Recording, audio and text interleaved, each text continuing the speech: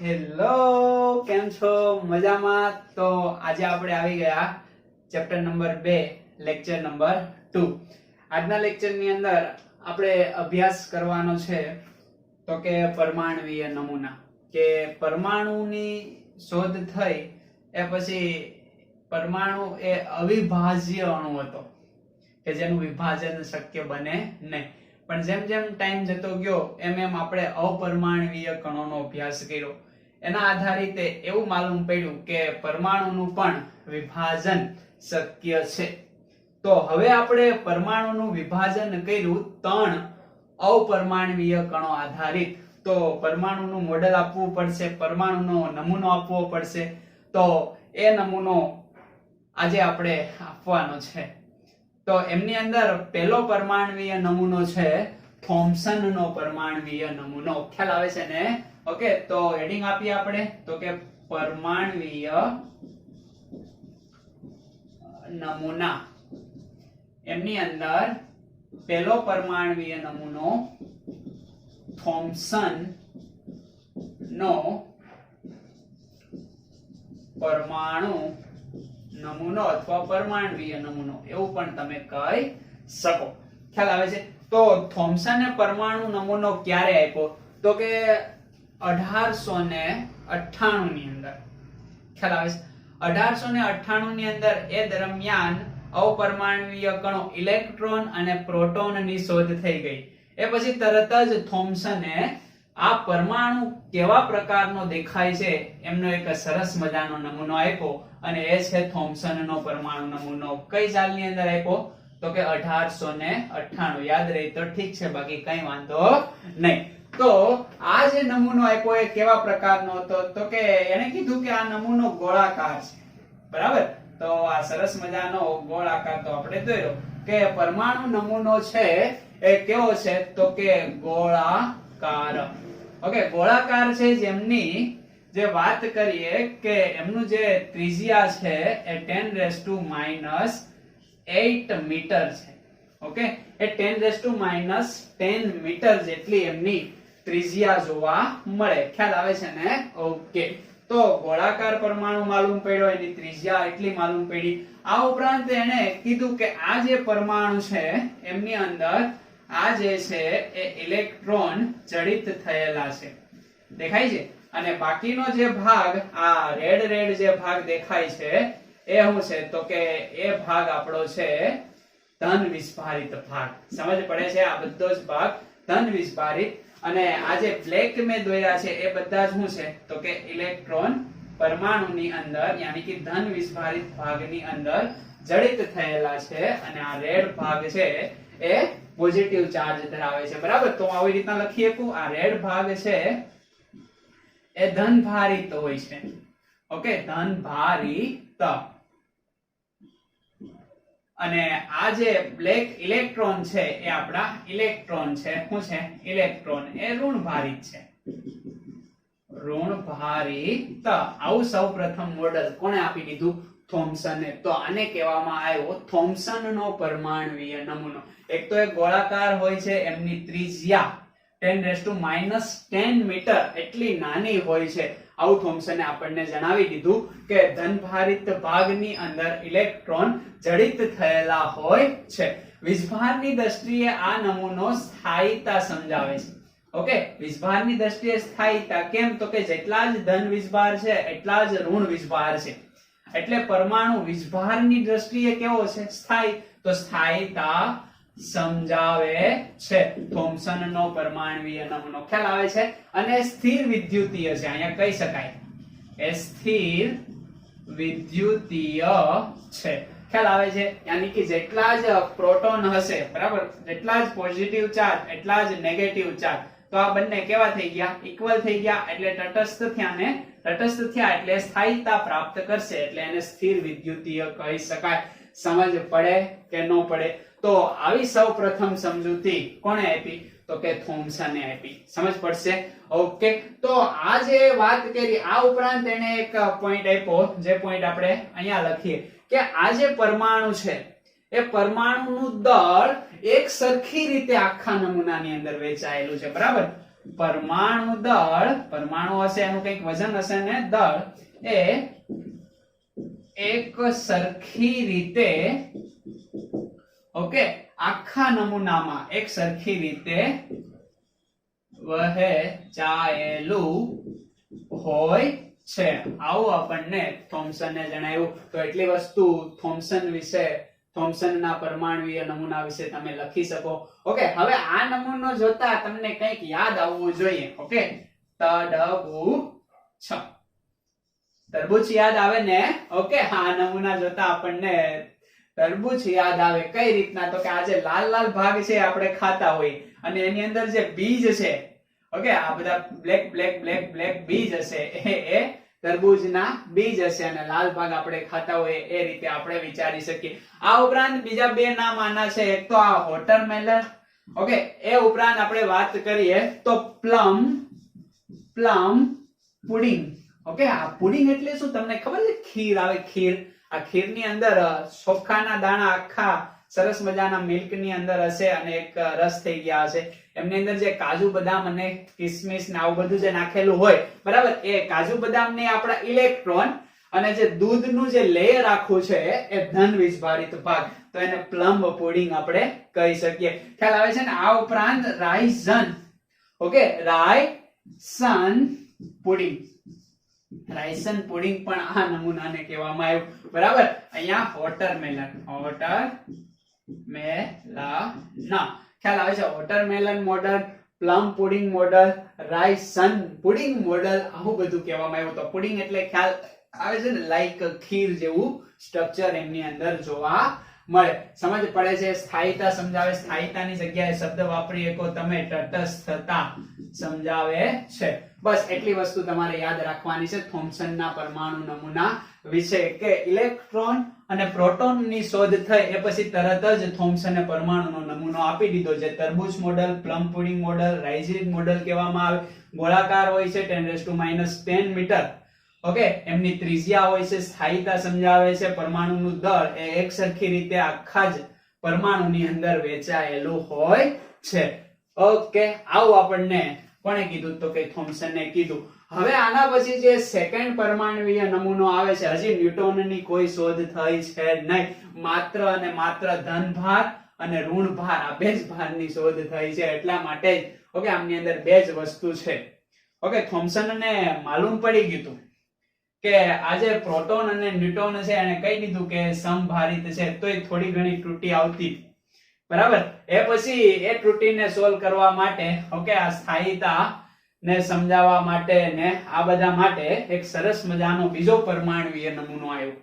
આ જે બીજો પરમાણુય નમૂનો છે એ છે રુથરફોર્ડ નો પરમાણુય નમૂનો, અથવા તો રુથરફોર્ડ નો ઓકે કેન્દ્રીય નમૂનો, આવું પણ કહી શકાય. સમજ પડે છે? તો એટલી વસ્તુ પેલા ધ્યાનથી વાંચી જાઓ, પછી નેક્સ્ટ જોઈએ રુથરફોર્ડ નો નમૂનો.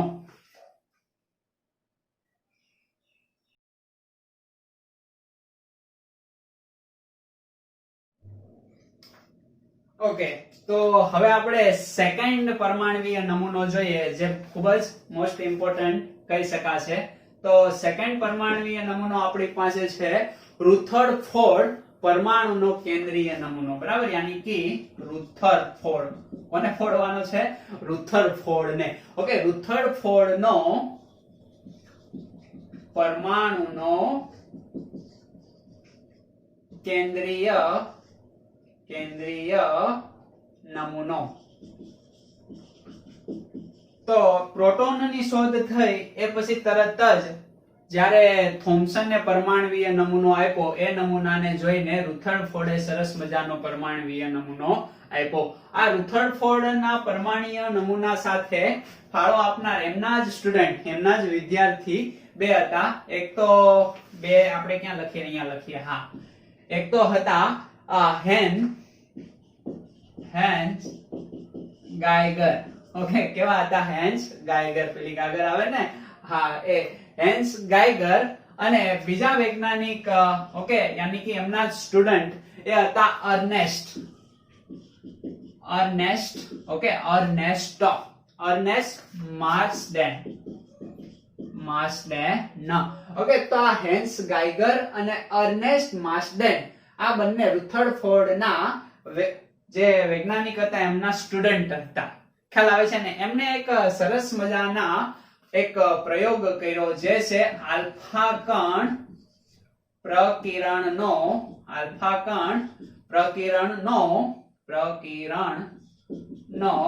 પ્રયોગ. કે આ આલ્ફા કણ પ્રકિરણના પ્રયોગ આધારિત એમને એક સરસ મજાનું પરમાણુ મોડેલ આપણને આપ્યું. કે પરમાણુ જે થોમ્સને કીધું એમ નહીં, પણ કંઈક આવા પ્રકારનો હોય છે. તો આપણે જોઈએ આલ્ફા કણ પ્રકિરણનો પ્રયોગ. એ પ્રયોગની અંદર કેવું હતું તો કે અહીંયા એક આલ્ફા કણનો સ્ત્રોત, બરાબર, આ એક આપણે આલ્ફા કણનો શું રાખીએ તો કે સ્ત્રોત રાખીએ કે જેમાંથી આલ્ફા કણ પસાર થઈ શકે. ઓકે, એકદમ સીધી રેખામાં આલ્ફા કણ પસાર થાય એટલે અહીંયા આપણે એક સીસાની પ્લેટ રાખીએ. ખ્યાલ આવે છે ને? આ એક સીસાની પ્લેટ છે એટલે અહીંથી સીધો જ આલ્ફા કણ પસાર થાય. આ એક છિદ્ર હોય એ છિદ્ર મારફતે. ઓકે, હવે અહીંયા એક સોનાનો વરખ રાખવામાં આવ્યો. શું રાખવામાં આવ્યો? સોનાની પાતળી પટ્ટી. ઓકે, અથવા સોનાનો વરખ જેને આપણે કહીએ. આ જે આલ્ફા કણ છે અહીંયા પાસ થાય.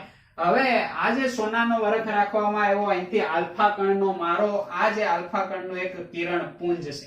ખ્યાલ આવે છે? હવે આસપાસ આપણે આલ્ફા કિરણો પાસ થાય છે કે નહીં? જો પાસ થઈ જવા જોઈએ. કેમ તો કે આ જે સોનાનો વરખ છે એમની ટોટલ જાડાઈ આપણે 100 નેનોમીટર જેટલી છે. યાની કે લગભગ 2000 જેટલા કણો એક લાઈનની અંદર ગોઠવાયેલા છે, એટલા પરમાણુઓ. ખ્યાલ આવે છે? તો આલ્ફા કણ આમની ઉપર આપણે મારો ચલાવીએ તો આલ્ફા કણ બધા જ રિટર્ન આવવા જોઈએ ને. ઓકે, કેમ તો કે પરમાણુ એ તો ધન વીજભારિત ભાગ છે, એમાં ઇલેક્ટ્રોન જડિત થયેલા છે એટલે આર પાર પસાર થશે નહીં, એટલે બધા જ રિટર્ન આવવા જોઈએ. માલુમ છે ને તમને? ઓકે, કોનું મોડેલ તો કે થોમ્સનનું મોડેલ, કે આ પરમાણુ છે એમની અંદર આ ધન ભારિત ભાગ છે. હવે આના ઉપર હું કણનો મારો કરું તો આ બાજુ જશે કે આ બાજુ જ આવશે? તો કે આ બાજુ રિટર્ન પાછા ફરશે ને. ઓકે, તો આવું થવું જોઈએ, પણ હકીકત એવું થયું નહીં. એને જોયું કે આસપાસ કોઈ કણ પસાર થાય. આ જે આલ્ફા કણ છે, આલ્ફા કણ બરાબર એકદમ હેવી કણ છે. આપણે હમણાં કણોનો ખ્યાલ મેળવવાના છે, એમની અંદર તમને સમજાવશું. ખ્યાલ આવે છે? તો અહીંયા સ્ત્રોતમાંથી આપણે આલ્ફા કણનો મારો કર્યો, બરાબર, આ સીસાની પ્લેટ. ઓકે, તો આ ભારે કણ આમની ઉપર જાય તો આરપાર પસાર થઈ જવો જોઈએ કે રિટર્ન આવવો જોઈએ? તો કે રિટર્ન આવવો જોઈએ. કેમ તો કે પરમાણુ એ તો ધન વીજભારિત ગોળો છે કે એમની અંદર જગ્યા છે નહીં. પરંતુ અહીંયા એક સરસ મજાનું આવો પસફૂરક પડદો રાખવામાં આવ્યો, બરાબર, જે કેવો છે તો કે પસફૂરક પડદો. આ રીતે આખો પડદો રાખવામાં આવ્યો કે જેમની અંદર શું થાય કે આ જે સોનાનો વરખ છે અહીંથી જે કિરણો પાસ થયા તો અહીંયા આવી રીતના સ્પોટ આપણને પ્રાપ્ત થયા. એનો મતલબ શું? તો કે અહીંયાય જોવા મળ્યા, અહીંયાય જોવા મળ્યા, અહીંયાય જોવા મળ્યા. આ રીતના એક આકૃતિ આપણને આખી જોવા મળી. જો હકીકત આલ્ફા કણો ઓકે અહીંયા આપણને જોવા જોઈએ, જોવા મળવા જોઈએ નહીં. ઓકે, આ કોના હતા તો કે ZnS, બરાબર, ઝિંક સલ્ફાઇડ નો પસફૂરક પડદો, બરાબર, કે આ પસફૂરક પડદો એમ જ ખાલી રહેવો જોઈએ. અને આ પસફૂરક પડદો આ બાજુથી પેક કરવામાં આવ્યો અને જોવામાં આવ્યું કે કેટલાક આલ્ફા કણો આપણને આ બાજુ પણ પ્રાપ્ત થયા. અહીંયા બાજુમાં એ આકૃતિ છે, તમે એકદમ વ્યવસ્થિત રીતે આ આકૃતિને જોઈ શકો છો. આ વાત થઈ આલ્ફા કણ પ્રકિરણના પ્રયોગની. તો આના મુજબ આપણને 3 અવલોકનો પ્રાપ્ત થયા. આપણને બોલે તો કોને? તો કે રુથરફોર્ડ અને એમના બંને સ્ટુડન્ટને. એ 3 અવલોકનની આપણે અહીંયા વાત કરવાની છે. એના માટે એક આકૃતિ છે, જે આ આકૃતિ તમે એના માટે જોઈ શકો છો કે કઈ રીતે અહીંયા ઘટના આખી બને છે. આ 3 અવલોકનો સેના પરથી આવ્યા એના માટેની આ એક આકૃતિ આપણે રાખેલી છે, જેનો પણ તમે અભ્યાસ કરો. દેખાય છે ને આકૃતિ? ઓકે, મોસ્ટ ઓફ આલ્ફા કણો સીધા જ પસાર થઈ જાય છે. કોઈ પણ પ્રકારનું વિચલન આપણને જોવા મળતું નથી, યાની કે આપણને અવલોકન 3 મળ્યા. એમાંથી પહેલું અવલોકન એ હતું કે આલ્ફા કણો એ વિચલન પામતા નથી. ઓકે, મોટા ભાગના આલ્ફા કણો વિચલન પામતા નથી, અથવા તો વિચલન પામ્યા વગર સીધા જ પસાર થઈ જાય છે. ઓકે, ખ્યાલ આવે છે ને? એના પછીનું જે અવલોકન આપણને મળ્યું એ અવલોકન ખૂબ અગત્યનું છે. ખૂબ જ ઓછી માત્રામાં, ઓકે, ખૂબ જ ઓછી માત્રામાં આલ્ફા કણો નાના ખૂણે વિચલન પામતા માલુમ પડ્યા. ખૂબ જ ઓછી માત્રામાં આલ્ફા કણો નાના ખૂણે વિચલન પામતા માલુમ પડ્યા. ખ્યાલ આવે છે ને? અને થર્ડ પોઈન્ટ એ છે કે 20,000 આલ્ફા કણોમાંથી માત્ર એક જ આલ્ફા કણ, ઓકે, મોટા ખૂણે યાની કે 180 અંશના ખૂણે વિચલન પામતા માલુમ પડ્યો. ખ્યાલ આવે છે તમને? તો આ 3 અવલોકનો આ પ્રયોગ આધારિત આપણને જોવા મળ્યા. કેવું ઘટના થઈ? તો કે અહીંયા આ જે સોનાનો વરખ હશે એમના કણો હશે. ખ્યાલ આવે છે? મોટા ભાગના આલ્ફા કણો આર પાર પસાર થતા આપણને માલુમ પડ્યા. સમજ પડે છે? આ મોટા ભાગના આલ્ફા કણો આર પાર પસાર થઈ ગયા. આનો સીધો મતલબ આપણે તારણ કેવું હોય તો કહી શકાય કે આ પરમાણુ એ આખો ભરેલો છે નહીં, પરમાણુ એ ખાલી ભાગ છે. જો ભરેલો હોત તો રિટર્ન આવત ને, પણ રિટર્ન તો બહુ ઓછા આવ્યા. ખ્યાલ આવે છે? તો પરમાણુનો મોટો ભાગ કેવો છે? ખાલી છે. એટલે જેટલા આલ્ફા કણ પાસ કરો છો એટલા જ આલ્ફા કણ જાય છે. તે કઈ છે? આમનું આ ઝૂમ આઉટ કરેલું છે, એકદમ ઝૂમ, બરાબર. આમની અંદર સોનાના કણો હશે. ખ્યાલ આવે છે ને? જે અહીંયા આપણે દર્શાવ્યા છે. તો મોટા ભાગના આલ્ફા કણો આર પાર પાસ થઈ ગયા. ખૂબ જ ઓછી માત્રામાં આલ્ફા કણો નાના ખૂણે વિચલન પામ્યા, યાની કે આ આલ્ફા કણો આવી રીતના વિચલન પામ્યા, અથવા તો આ આલ્ફા કણો તો સીધા જ પાર થઈ જશે. આ આલ્ફા કણો આ રીતના વિચલન પામ્યા. તો ખૂબ જ ઓછી માત્રામાં આલ્ફા કણો એ શું પામ્યા? તો કે નાના ખૂણે વિચલન પામ્યા. અને કરીબ લગભગ 20,000 આલ્ફા કણોમાંથી માત્ર અને માત્ર એક આલ્ફા કણ, ઓકે, એક આલ્ફા કણ જે ખૂણે ગયો એ ખૂણે જ કેવો આવ્યો? રિટર્ન આવ્યો. દેખાય છે ને? આ રેડ પેન થી હું દર્શાવું. જેવો ગયો એવો જ કેવો આવ્યો? રિટર્ન આવ્યો. એટલે આપણને 3 અવલોકનો જોવા મળ્યા. આ 3 અવલોકનો પરથી આપણે તારણો આપીએ, બરાબર. તો 3 તારણો આપીએ.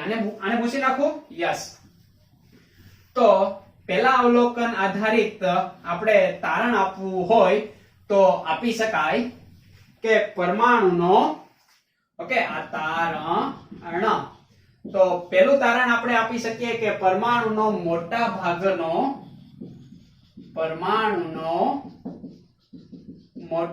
ભાગનો વિસ્તાર, ઓકે, કેવો છે? તો કે ખાલી છે. પરમાણુનો મોટા ભાગનો વિસ્તાર ખાલી છે. કોના ઉપરથી? તો કે મોટા ભાગના આલ્ફા કણો આર પાર પસાર થઈ ગયા. જો ખાલી હોય તો જ આર પાર પસાર થાય ને? ઓકે. બીજી વાત આપણે કરીએ તો કે ખૂબ જ ઓછી માત્રામાં આલ્ફા કણો નાના ખૂણે વિચલન પામ્યા, યાની કે પરમાણુમાં ખૂબ જ નાના ભાગમાં ધનભારિત કણો જે દળ ધરાવતા હશે તે હોય છે. ઓકે, પરમાણુના ખૂબ જ નાના ભાગમાં ધનભારિત દળ ધરાવતા કણો હોય છે તો જ આલ્ફા કણ પાછો આવે. કારણ કે આલ્ફા કણનો ચાર્જ કેવો છે? આને આપણે લખવું હોય તો લખી શકાય હિલિયમ +2 આ છે આપણો આલ્ફા કણ કે જે ધન વીજભાર ધરાવે, આ ધન વીજભાર ધરાવે એટલે અપાકર્ષણ થાય, જેના કારણે વિચલન થાય, કે આ બાજુ વિચલન થાય, કે આ બાજુ વિચલન થાય. ખ્યાલ આવે છે ને? દેખાય છે? સીધે સીધું વિચલન એટલે કે આ પ્રકારનું વિચલન એ જોવા મળે, અને ઘણીવાર આ પ્રકારનું વિચલન પણ આપણને જોવા પ્રાપ્ત થાય. ઓકે, આ સેકન્ડ તારણ હતું. હવે એના પરથી આપણે ત્રીજું તારણ લાવીએ કે 20,000 આલ્ફા ગણોમાંથી માત્ર એક જ આલ્ફા ગણ 180 ના ખૂણે રિટર્ન આવે છે. એનો મતલબ એના ઉપરથી તારણ મેળવવામાં આવ્યું કે આ જે પરમાણુ છે, ઓકે, પરમાણુનું કદ, ઓકે, એમની અંદર તેમની ત્રિજ્યા કેટલી છે? તો કે 10 મીટર. ઓકે, અને આ ખૂબ નાનો ભાગ કે જે દળ ધરાવે છે, ઓકે, યાની કે પરમાણુનું કેન્દ્રનું કદ યાની કે એમની ત્રિજ્યા કેટલી જોવા મળી? તો કે 10 - 15 મીટર એટલી ત્રિજ્યા જોવા મળી.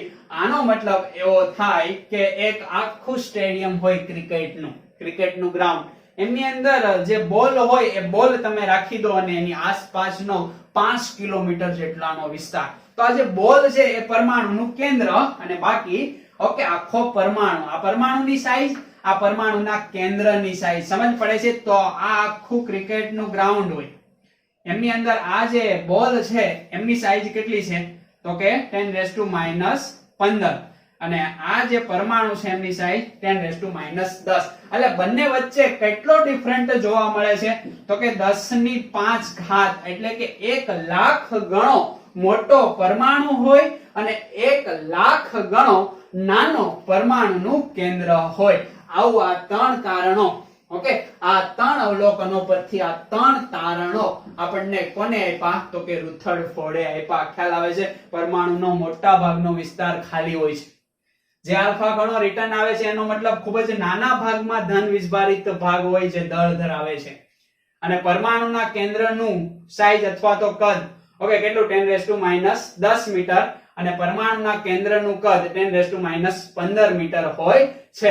આવું આપણને કોણે જણાવી દીધું? તો કે રુથરફોર્ડે જણાવી દીધું. તો અહીંયા થોમ્સન ગલત થયા. થોમ્સને શું કીધું હતું? કે પરમાણુના મોટા ભાગનો ભાગ જે ધન વિસ્ફારિત ગોળો છે અને ભરેલો છે, એમાં ઇલેક્ટ્રોન જડિત થયેલા છે. આવું કોણે કીધું? તો કે રુથરફોર્ડે. જે કેવા ઠેરા આવે? ખોટા ઠેરા. સમજ પડે છે ને? કે પરમાણુની અંદર બહુ નાનો ભાગ દેખાય છે ને? આ બહુ નાનો ભાગ, આખા ક્રિકેટ સ્ટેડિયમની જગ્યાએ એક બોલ, ઓન્લી ફોર એક નાનો બોલ કે જે શું છે? પરમાણુનું કેન્દ્ર કે જે દળ ધરાવે છે, આ બધો જ ભાગ કેવો છે? તો કે ખાલી છે, જેના કારણે સીધા જ આલ્ફા ગણો આસપાસ પસાર થઈ ગયા. સમજ પડે છે ને? અહીંથી જ માત્ર આલ્ફા ગણો શું પામ્યા? તો કે વિચલન પામ્યા. આવું તમે સમજી શકો. ઓકે, આના આધારિત આપણે રુથરફોર્ડના નમૂનાની કેટલીક અગત્યની લાક્ષણિકતાઓ હવે જોઈ લઈએ. સમજ પડે છે? આ અવલોકન, આ તારણ, ઓકે, આલ્ફા કણ પ્રકીર્ણનના પ્રયોગની અંદર શું લેવામાં આવ્યું? સોનાનો વરખ લેવામાં આવ્યો, એના પર આલ્ફા કણનો મારો ચલાવવામાં આવ્યો. બરાબર? આલ્ફા કણનો મારો ચલાવતા નીચે મુજબના અવલોકનો પ્રાપ્ત થયા. આ અવલોકનો આધારિત આ તારણ. અને હવે જોઈએ આપણે લાક્ષણિકતા. પહેલા એટલું લખી નાખો. જો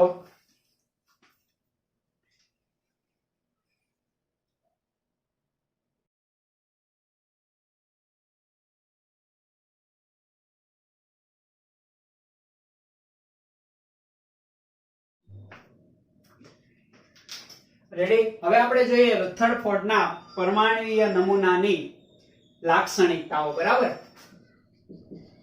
લાક્ષણિકતાઓ કોની? તો કે રુથરફોર્ડના પરમાણ્વીય નમૂનાની.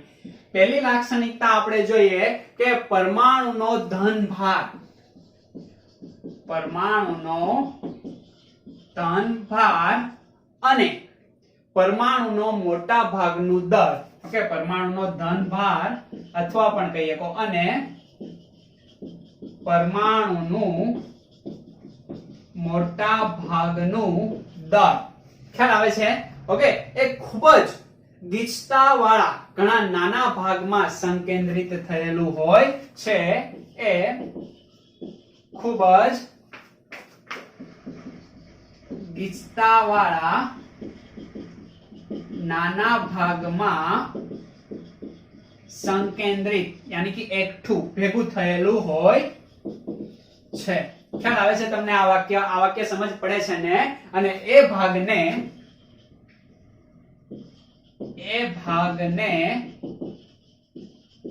પરમાણુ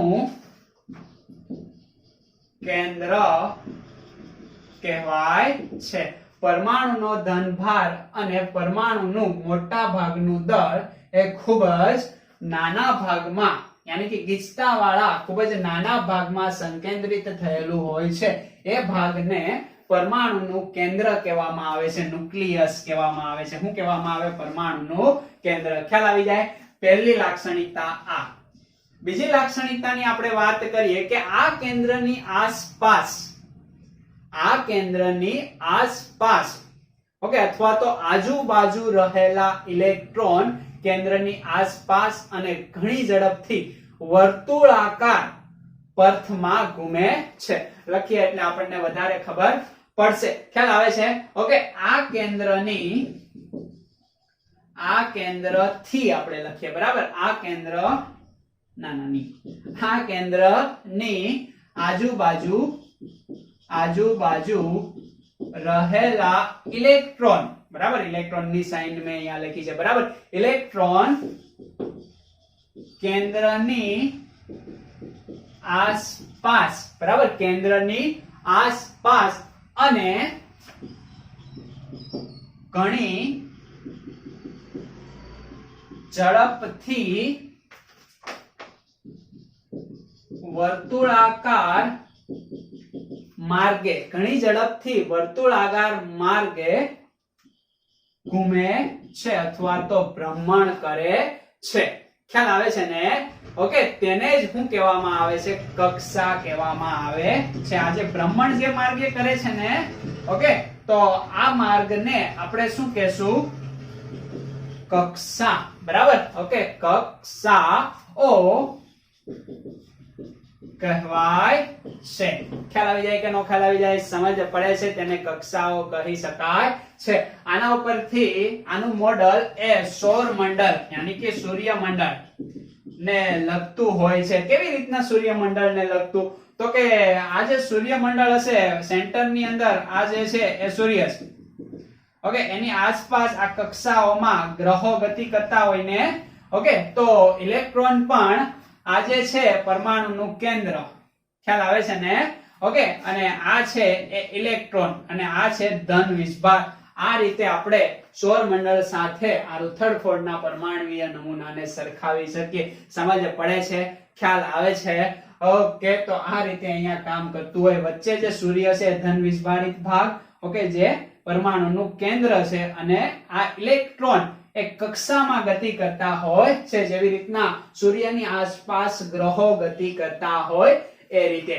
ઓકે, અને ત્રીજી અને લાસ્ટ અભિધારણા એવી છે, ઇલેક્ટ્રોન અને કેન્દ્ર એકબીજાની સાથે સ્થિર વિદ્યુતીય આકર્ષણ બળોથી જોડાયેલા હોય છે, બરાબર?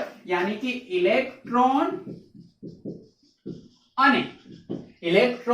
અને કેન્દ્ર, ઓકે, ઇલેક્ટ્રોન અને કેન્દ્ર એકબીજા સાથે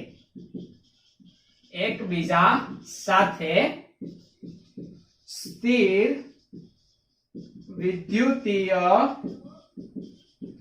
આકર્ષણ બળથી જોડાયેલા હોય છે. ખ્યાલ આવી જાય? ઇલેક્ટ્રોન અને કેન્દ્ર એકબીજા સાથે સ્થિર વિદ્યુતીય આકર્ષણ બળથી જોડાયેલા હોય છે. આ જે કોની અભિધારણા છે? તો કે રુથરફોર્ડના પરમાણુય નમૂનાની અભિધારણા અથવા તો રુથરફોર્ડ પરમાણુનો કેન્દ્રીય નમૂનો. ખ્યાલ આવશે? સમજ પડશે? ઓકે, તો આજનો લેક્ચર આપણે એટલે સુધી રાખીએ. બીજું જોશું નેક્સ્ટ લેક્ચરની અંદર. ખ્યાલ આવશે? ઓકે, સ્લાઇડરની અંદર તમારે પ્રશ્ન કઈ રીતના લખવા એ આપણે એના ફોટોગ્રાફ્સ આપીએ છીએ, જે સ્ક્રીન ઉપર હોય છે, એને પણ તમારે ધ્યાનથી વાંચવાના છે. જો તમને આ ભાષા સરળ લાગે એમની અંદર થોડો ફેરફાર કરીને તમે આ રીતે પણ લખી શકો. ઓકે, તો હવે આપણે મળશું નેક્સ્ટ લેક્ચરની અંદર.